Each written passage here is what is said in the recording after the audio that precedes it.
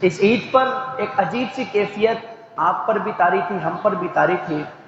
خاص طور پر فلسطین کے حوالے سے، کبھی کشمیر میں، کبھی فلسطین میں،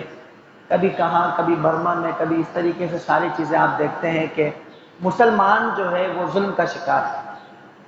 ایک حدیث پاک میں مفہوم عرض کرتا ہوں کہ جب کوئی برا کام، گناہ کا کام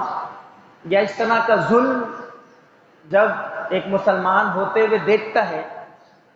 تو سب سے پہلے اس کو چاہیے کہ وہ اس کو روکے۔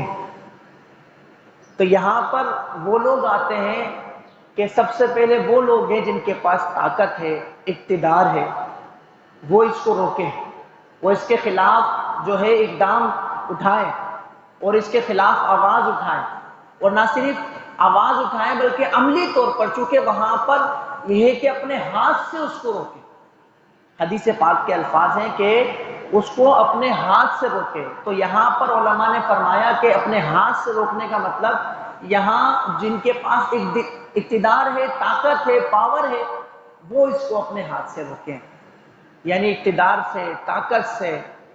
اور جو آپ کے پاس ایٹمی پاور ہے اس کے ذریعے روکا جائے۔ پھر دوسرا، جن کا بات چیت کے ذریعے، جو علماء کرام ہیں، جو تحریر کے ذریعے اس کو روکیں، تقریر کے ذریعے اس کو روکیں، اس کے خلاف آواز اٹھائے۔ ایک عام مسلمان جو ہے وہ